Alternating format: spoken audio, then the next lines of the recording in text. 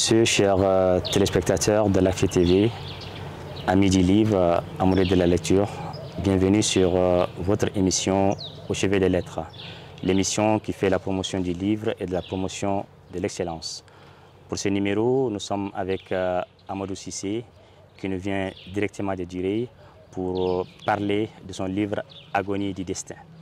Donc avec lui, nous allons échanger autour du livre et autour de ses activités qu'il mène au quotidien.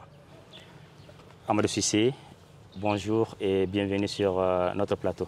Bonjour, merci, je suis heureux d'être là. Alors, avant de commencer l'émission, je rappelle que cette émission a été réalisée avec les concours de l'association Tombouctou Culture.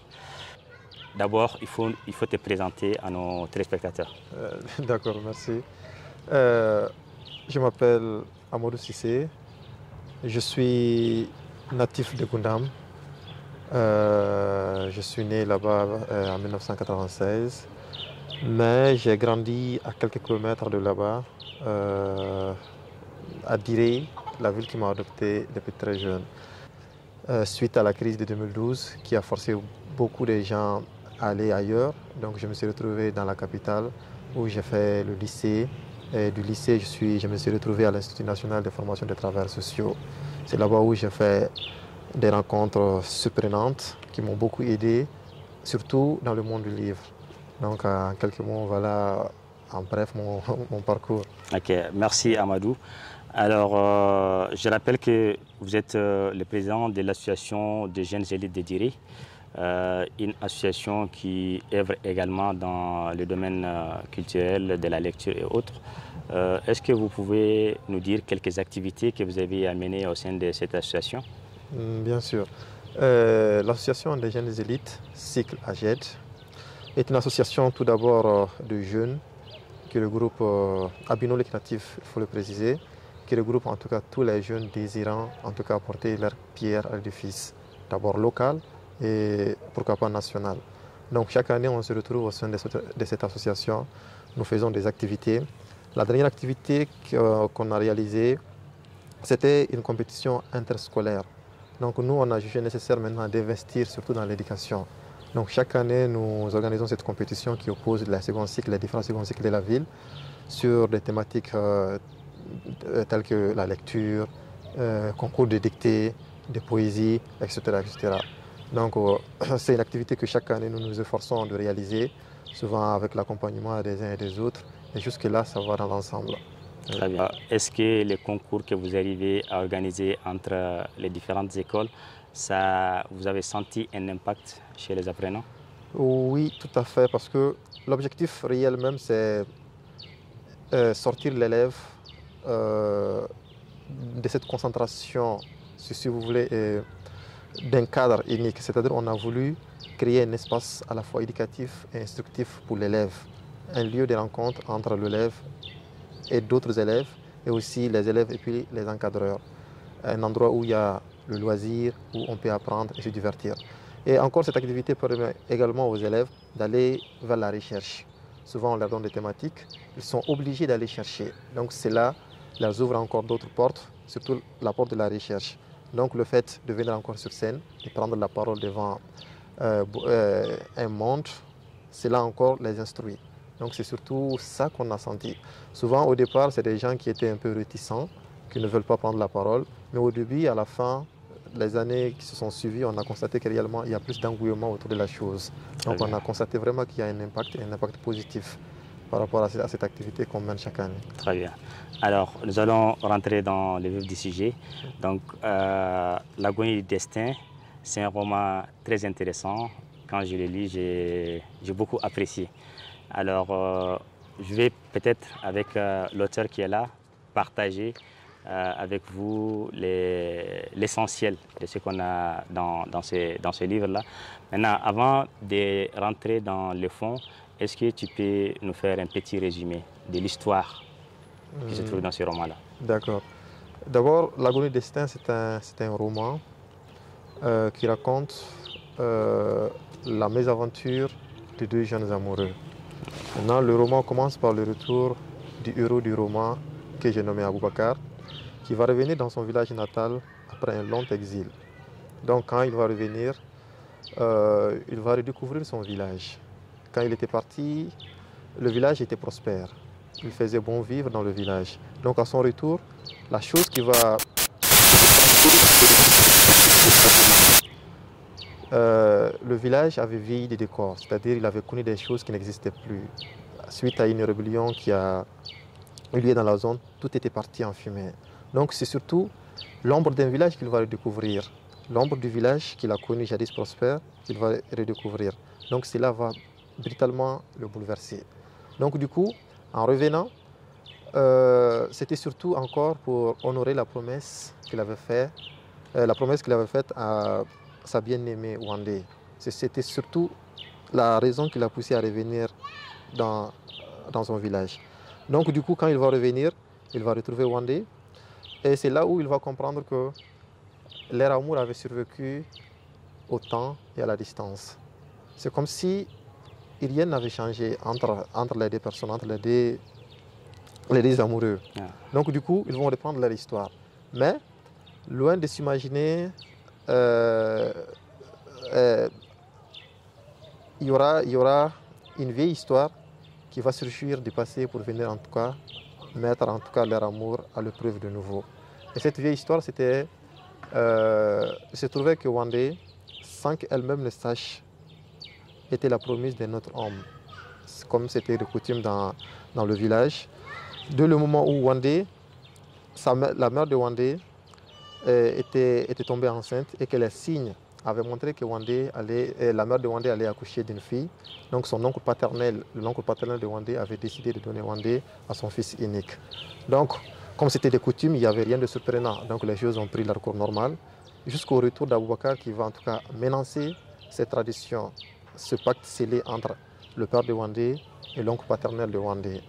Donc du coup, le père de Wandé qui va se voir menacé par la venue d'Aboubacar, parce que Wandé de plus en plus va faire des sorties nocturnes, va rentrer tardivement. Donc ceci va pousser le père, en tout cas le père de Wandé, à accélérer le processus du mariage. Donc du coup, Aboubacar et Wandé vont essayer en tout cas de sauver leur amour face à la tradition, face à cette décision très vieille. Donc du coup, ils vont s'engager dans une lutte très longue, très fatidique. Maintenant, pour savoir si réellement ils vont triompher, leur amour va triompher, j'invite vraiment les téléspectateurs et tous ceux qui nous suivent vraiment à aller découvrir le livre vers la fin. Ils y trouveront la réponse. Très bien. Alors, on va peut-être les aider à trouver la réponse ici. Alors, dans le livre, on a senti qu'il y a les thèmes de l'amour qui est prédominant. Il y a aussi d'autres thèmes à côté, la tradition, la rébellion et autres. Maintenant, quel est parmi les thèmes celui qui domine le plus? C'est le thème de l'amour qui domine le plus. Parce que du début jusqu'à la fin de l'histoire, c'est le thème qui revient le plus souvent. Entre d'abord l'histoire principale entre Aboubacar et puis Wandé, et à côté nous trouvons également des histoires annexes qui également développent encore ou traitent de mieux la thématique qui traite en tout cas l'amour. Est-ce qu'on peut faire un lien entre ce thème principal et le titre qui est l'agonie du destin? Oui, parce qu'en réalité, ce que j'essaie de faire en trouvant ce titre, l'agonie du destin, c'est surtout faire un résumé en un mot ou en un groupe de mots très court qui peut automatiquement, dès que c'est-à-dire on prend le livre, nous plonger au fond du livre. Donc du coup, quand on parle de l'agonie du destin, déjà on sent, c'est-à-dire quelque chose de mythique, déjà sur la couverture. Et là, c'est surtout les sentiments qui sont en jeu. Et il y a vraiment ce lien-là que j'ai voulu en tout cas faire ressortir déjà sur la couverture du livre. Très bien.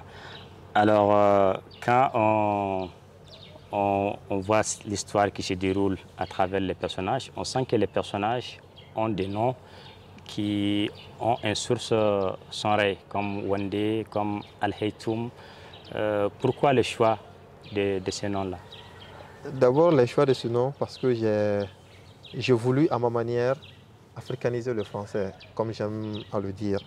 Parce que, c'est comme vous l'avez dit, chaque nom choisi est un nom Soreille qui a en tout cas sa signification dans la langue. Quand je dis Wandé, pour ceux qui comprennent Soreille, sachez réellement savent que Wandé veut dire épouse. Et plus loin, il y a Al-Hitoum. Pour ceux qui auront la chance de découvrir le livre, il y a des personnages comme Al-Hitoum, une orpheline, en Soré qui veut dire orpheline. Quelque part, il y a Nyawande, Nya qui veut dire la mère, etc. etc. C'était à ma manière d'apporter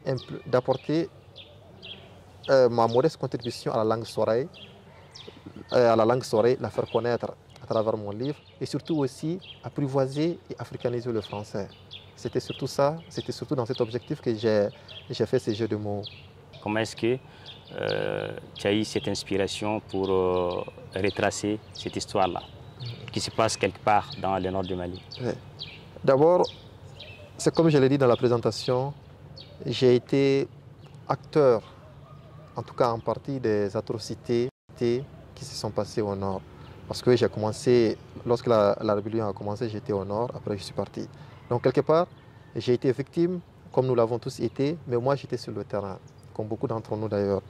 Et encore quand j'étais même vers la capitale, j'avais des parents qui sont restés ici. Donc il me fallait revenir à chaque vacances, pendant que le nord était occupé, je suis revenu. Donc cela m'a permis de constater certaines choses que moi, j'estimais être de mon devoir, en tout cas de le partager avec les autres. J'ai vu des choses, j'ai été témoin des choses, on m'a raconté des choses qu'il m'a semblé être vraiment important de partager avec le reste du monde. Donc le seul talent que j'avais, c'était l'écriture. Donc c'était pour moi un moyen d'expression. Donc j'ai voulu écrire. Je ne dis pas que c'est des faits réels, mais la plupart de ce que j'ai rapportés sont inspirés du réel. Ce qui fait d'ailleurs la beauté du roman, c'est la fiction.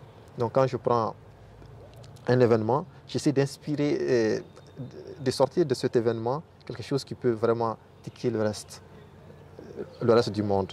Qu'on sache réellement que quelque part dans le nord du Mali, il y a eu des victimes qui sont restées dans l'ombre, qu'on a oubliées, mais dont en tout cas nous, en tant qu'acteurs, en tant qu'écrivains, en tant que chanteurs, en tant que dessinateurs, nous avons l'obligation en tout cas de révéler au reste du monde.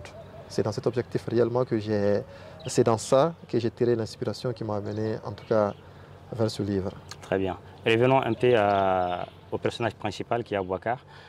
Quand il est revenu dans son village, quel a été son état d'esprit? Étant donné qu'il a trouvé que tout a été détruit, ce n'était plus le village qu'il a laissé, il a trouvé des enfants qu'il ne connaissait pas. Quel a été son état d'esprit? Son état d'esprit, il a été au premier contact bouleversé. Il ne reconnaissait plus le village. D'abord, c'est comme vous l'avez dit, à ses yeux, parce qu'il avait découvert son village, il a redécouvert son village réel par réel. Il voyait des enfants, il a vu des enfants, que quand lui il était parti, ces enfants n'étaient même pas encore nés, jouaient dans la rue au ballon. Après, il a constaté des espaces vides, où il y avait des maisons, où il y avait des arbres. Donc toutes ces choses l'ont carrément bouleversé. Et le premier sentiment qu'il a eu, c'est repartir. Mais c'était surtout cet attachement qu'il avait vis-à-vis de Wandé qui l'a encore motivé à rester. Au-delà de tous ces calvaires qu'il vivait, la seule chose qu'il a retenue, qui l'a encouragé à rester dans ce calvaire, c'était surtout l'idée de retrouver Wandé, sa bien-aimée qu'il avait laissée. C'était surtout l'amour qui l'avait permis de rester. On parle aussi du viol dans le roman. Oui. Ça joue quel rôle? Pourquoi choisir ce thème-là? C'est un thème assez tabou qui, pour moi, je pense que l'écriture est la meilleure arme pour en tout cas pour lutter contre le viol. Pourquoi est-ce que je l'ai dit? Tout à l'heure, on a fait allusion à Alitoum. Alitoum, pour ceux qui vont découvrir le livre, vont trouver l'histoire d'Alitoum tragique. Parce qu'Alitoum, avant la rébellion, était une fille passionnante, elle avait plein de vie, elle vivait heureuse dans le village. Mais dans la rébellion, sa famille a été attaquée parce que son père était d'ailleurs un porteur. Donc du coup, son père a été tué devant ses yeux d'une balle dans le rein. Elle et sa petite sœur ont été fouettées et violées, un viol sexuel d'ailleurs, fouettées et violées. Donc du coup, sa petite sœur va se retrouver enceinte. Donc sa petite sœur, en tentant de faire un avortement, va décider, va trouver la mort. Donc ce traumatisme va conduire Alitoum vers la folie.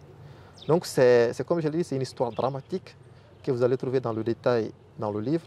Mais c'est surtout le viol de sa sœur qui a conduit en tout cas à vouloir se faire avorter et mourir par la suite. Donc du coup, c'est des séquelles c'est-à-dire les gens vivent dans le nord du Mali et c'est des séquelles qui ne sont pas révélées, qui ne sont pas dites. Donc pour moi, c'est vraiment quelque chose que seule la culture peut dénoncer, que je me suis chargé également dans mon livre, en tout cas, de rapporter au reste du monde. C'est quand même, je suis témoin, c'est une histoire passionnante. Mesdames et messieurs, nous allons céder le plateau à Albakay Cissé pour sa chronique. Nous sommes avec Amadou Cissé, on parle de son livre Agonie du destin. Albakay, à toi le plateau. Fidèles téléspectateurs de la télé Alafia, bienvenue encore une fois de plus sur votre émission Au chevet des lettres, votre émission qui vous fait découvrir la littérature sous toutes ses facettes. Aujourd'hui, dans ma chronique, je vais vous parler des prix littéraires. D'abord, qu'est-ce que c'est qu'un prix littéraire? Un prix littéraire est une distinction remise pour une œuvre littéraire particulière par des institutions publiques ou privées, des associations, des académies ou même des fondations. Ces prix sont généralement décernés annuellement et s'accompagnent de la remise d'une somme d'argent ou d'une bourse. Ils sont classés en catégories nationales et internationales. De ces prix, on peut citer le prix Goncourt, on peut citer le prix Renédo. Prix Renédo, ce qui nous envoie, nous Maliens, à penser à notre grand auteur, Yambo Olegem, à son âme. Vous vous souvenez tous de la tragique histoire de Yambo Olegem et le prix Renédo.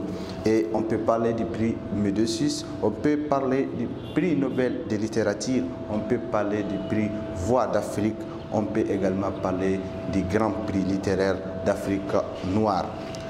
Ces dernières années, les écrivains africains créent la sensation en remportant tous les grands prix littéraires.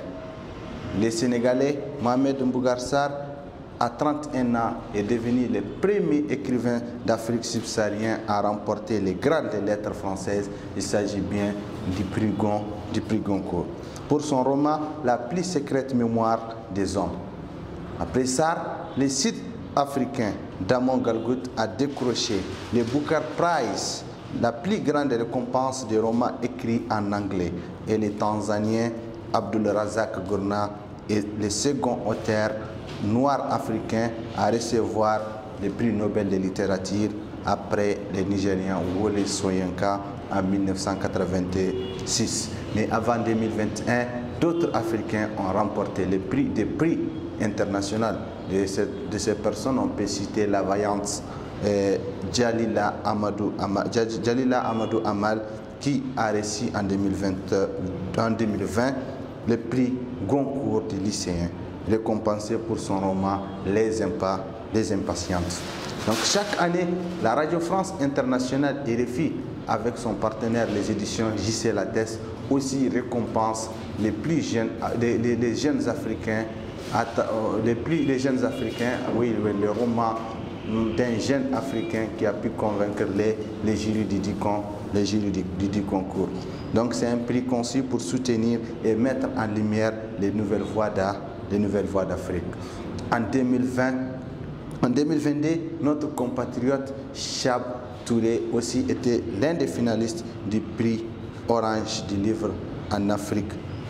Et la littérature, c'est des rencontres. La littérature, c'est des récompenses. La littérature aussi, c'est de la reconnaissance. Donc ces prix sont conçus pour encourager nos auteurs qui, de nuit comme de jour, nous tiennent à travers leurs histoires, à travers ce qu'ils nous racontent dans leurs différents produits, dans leurs différentes productions.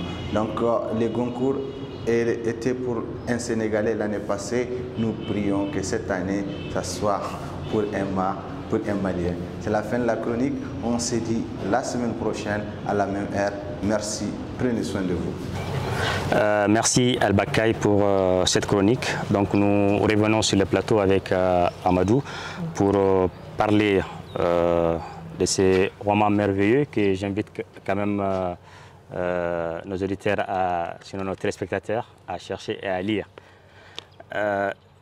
Parlant de poids de la tradition, on voit que l'amour de Aboubacar et de Wandé a un obstacle. Ça, c'est le poids de la tradition. Dans certains contrées, ça existe jusqu'à présent.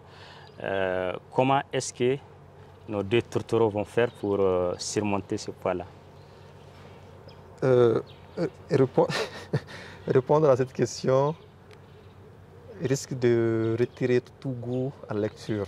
Okay. C'est-à-dire, voilà, parce que si déjà je donne la fin du roman, parce que le livre, sur la dernière page, va nous révéler si réellement les deux vont triompher de la tradition et des parents, ou ce sont les traditions et les parents qui vont triompher d'un autre tourtereau. Donc si je dévoile déjà la fin du livre sur ce plateau, je risque de retirer tout goût au lecteur qui va, en tout cas, chez qui on a d'ailleurs créé peut-être la curiosité à aller découvrir le livre. Donc c'est une surprise que j'invite vraiment aux téléspectateurs d'aller découvrir au fond du livre. C'est la dernière page. Alors, le mystère est là. Les téléspectateurs veulent qu'on les lise la dernière phrase, sinon la dernière page du livre. On va garder les mystères et on va les inviter à lire les livres. Alors, est-ce qu'on va essayer de faire une petite lecture pour donner encore du goût à nos téléspectateurs? On va choisir au hasard un thème et on va les lire. Ok. Ok. Ça marche. D'accord. Voilà. Donc, on va lire cette partie à partir de là jusque-là. D'accord.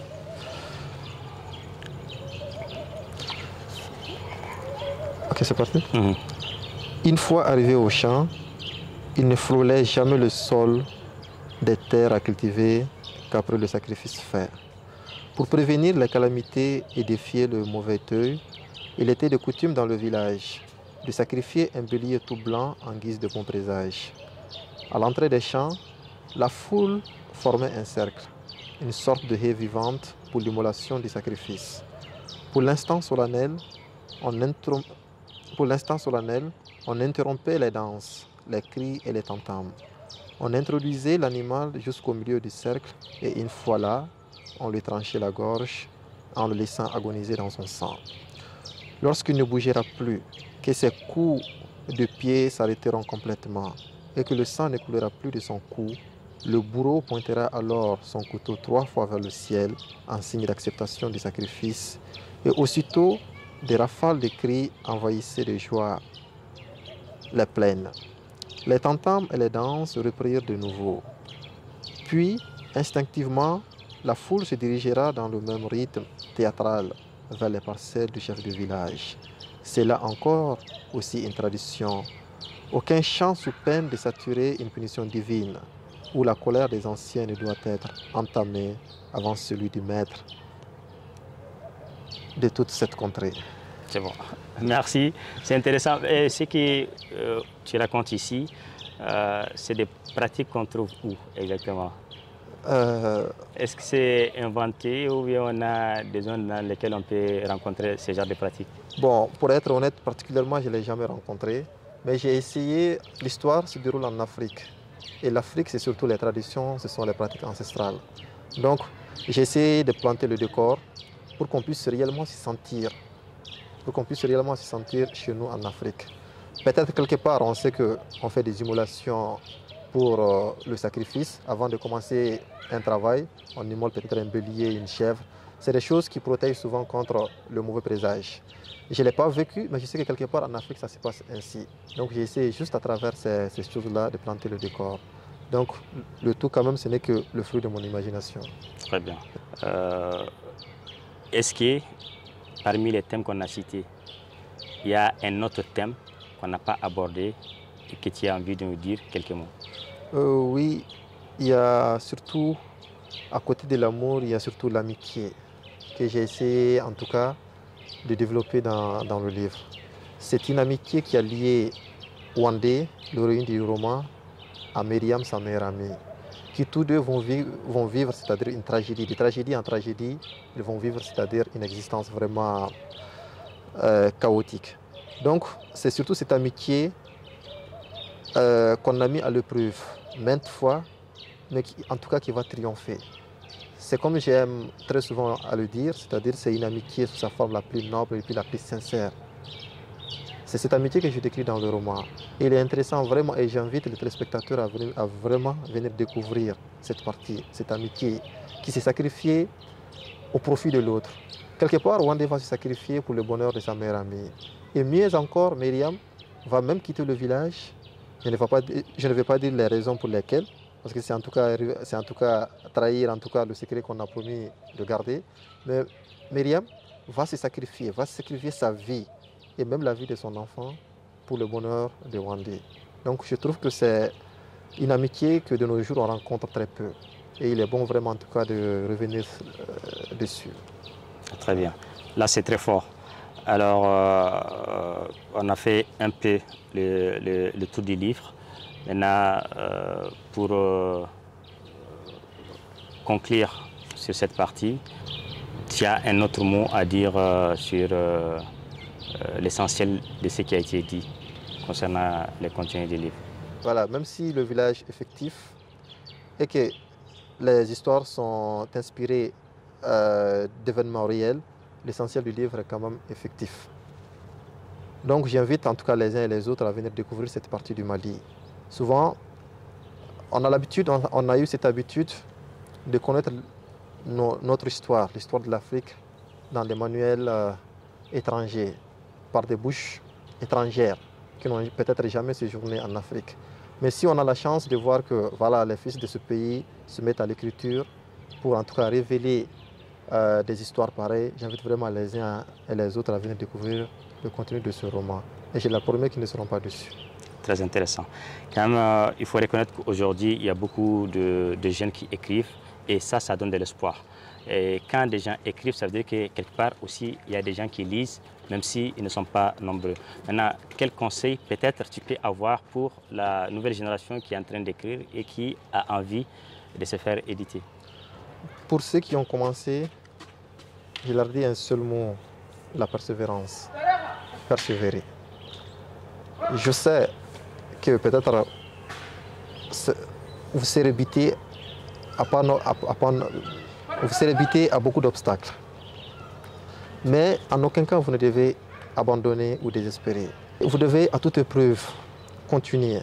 Parce que c'est en continuant que vous allez réussir. En commençant ce livre, je n'ai jamais su que ce livre va voir le jour, concrètement. L'écriture était une passion, était un moyen d'expression pour moi.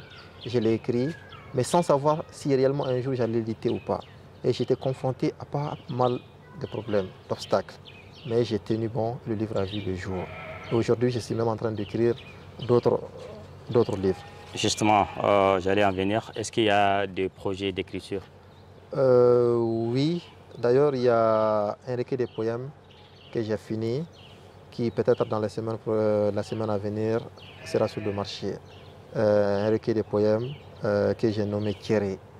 C'est un recueil de poèmes qui rend hommage à un ami que j'ai perdu il y a quelques années de cela. Donc j'ai écrit un recueil de poèmes. Et comme il est également passionné d'écriture, j'ai jugé nécessaire, j'ai pris cette liberté en tout cas de prendre quelques-uns de ces textes et de l'ajouter à ce recueil de poèmes. Donc c'est un recueil de poèmes tirés qui verra peut-être le jour, qui sera peut-être dans les prochains jours sur le marché. Très bien. Alors, chers téléspectateurs, nous sommes toujours en compagnie de Amadou Cissé. Avec lui, nous avons parlé de son roman L'agonie du destin. Un roman très intéressant que je vous invite à lire. Vous avez constaté qu'il y a eu les mystères qui est là. Pour découvrir ces mystères, il faut chercher les livres. Alors, si on a envie de lire ces livres, où est-ce qu'on peut l'avoir?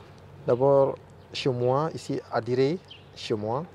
Et si vous êtes à Bamako, le livre a été édité chez Innov Édition. Donc, chez Innov Édition, le livre est disponible. À la Bibliothèque nationale également, le livre est disponible. Maintenant, si vous n'êtes pas dans la capitale, si vous êtes à Goundam ou à Tombouctou, il y a l'association Tombouctou Culture, chez qui, en tout cas, le livre est disponible. Donc, si vous êtes ailleurs également, vous pouvez me contacter et vous serez livré. Très bien. Donc, ça veut dire que nous allons mettre les contacts en bas de l'écran pour que les gens qui ont envie de contacter l'auteur arrivent à les contacter. Alors, est-ce que tu as un dernier mot? Les derniers mots, c'est des mots de remerciement. Je tiens vraiment à remercier Tombouctou Culture pour cette émission formidable qui fait la promotion du livre et des écrivains locaux. C'est une première dans la région, donc vraiment qu'elle en soit vraiment remerciée. Merci à Tombouctou Culture. Également, merci à Alafia TV qui également accompagne Tombouctou Culture dans cette émission. Et je remercie les uns et les autres, la partie technique, le présentateur et tous ceux qui ont contribué de près ou de loin à la réalisation de cette activité, de cette émission. Soyez vraiment remerciés. Et merci à tous ceux qui nous ont suivis du début jusqu'à la fin de cette émission. Merci à tout le monde. Merci beaucoup. Chers téléspectateurs d'Alafia TV, nous arrivons au terme de notre émission. Nous étions avec Amadou Cissé. Avec lui, nous avons parlé de son roman L'agonie destin, un roman fabuleux que je vous invite à découvrir. Nous vous donnons rendez-vous la prochaine fois sur cette même chaîne. Au revoir.